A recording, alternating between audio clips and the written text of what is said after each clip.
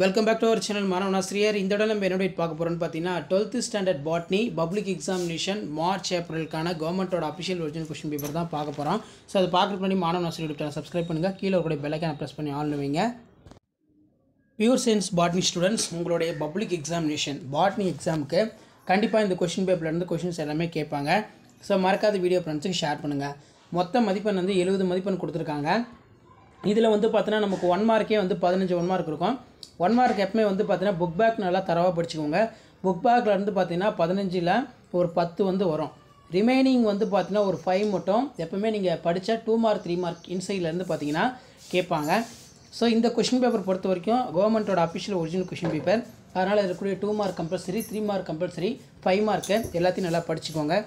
So first of all பார்த்தீங்கன்னா நம்ம 2 mark பார்த்திங்கன்னா பார்க்கலாம். ஸோ 2 மார்க் பொறுத்த வரைக்கும் என்னென்ன கேட்டிருக்காங்கன்னு 6 × 2 12.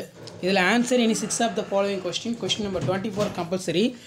கேத்ரோபிலி என்றால் என்ன? What is கேத்ரோபிலி? மென்டலியத்தை மறு ஆய்வு செய்து கண்டறிந்த அறிவியல் அறிஞர்களின் பெயர்களை எழுதுக. Give the name of scientist who rediscover Mendelism. மரபணுக்குள் நிகழும் இடைச்செயல் என்றால் என்ன? மரபணு இடைச்செயல்களை வகைப்படுத்துக. What is intergenic gene interaction? Classify the gene interaction. மரபு வரைபடம் என்றால் என்ன? What is gene mapping?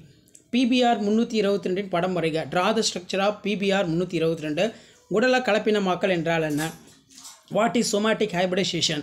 விதைப்பந்து என்றால் என்ன? What is seed ball? தலை உரமிடம் பற்றி குறிப்பு வரைக. Write and note of green manoeuvring.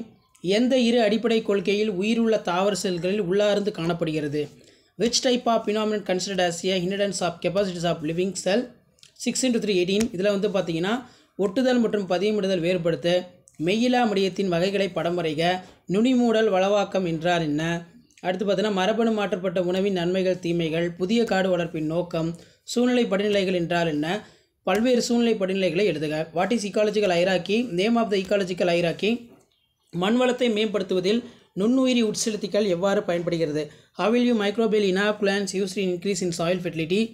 ஆற்றல் பிரமிட் எப்போதும் நேரானவை, காரணம் கூறு. பிரமிட்ஸ் ஆஃப் எனர்ஜி சால்வேட் ஆப்ரைட், கிவ் த ரீசன். வேறுபடுத்துக. கருவுருக்கள் மற்றும் செயற்கை விதைகள். அது கீழே பார்த்தீங்கன்னா நமக்கு 5 × 5 25. சூழின் அமைப்பை படம் வரைந்து குறிக்கவும். தாவர வழிமுறை வளர்ச்சியின் முக்கியத்துவத்தை எழுதுக. Draw the structural ovules. Plan suggestion. பசுங்கணிக மரபணு சார்ந்த பாரம்பரியத்தை எடுத்துக்காட்டுடன் வெளிக்கொணர்க. தாவரங்களின் ஆரணிய திருத்தங்களை விவரிக்கவும். உயிரி தொழில்நுட்பவியல் பயன்பாடுகளை எழுதுக. புரோட்டோபிளாஸ் வளர்ப்பில் அடங்கியுள்ள படிநிலைகள்.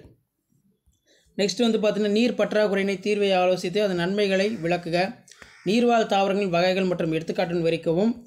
பயிர் பெருக்கத்தில் புதிய பண்புக்கூறுகளை உருவாக்கும் புதிய பயிர் பெருக்க தொழில்நுட்ப முறைகளை பட்டியலிடுக. அரிசி மற்றும் தேக்கின் பொருளாதார முக்கியத்துவத்தை எழுதுக. Write the economic importance of rice and teak. So இதான் பார்த்தீங்கன்னா 12th standard biology public examination March ஏப்ரலுக்கான கவர்மெண்ட்டோட அஃபிஷியல் ஒரிஜினல் கொஸ்டின் பேப்பர்.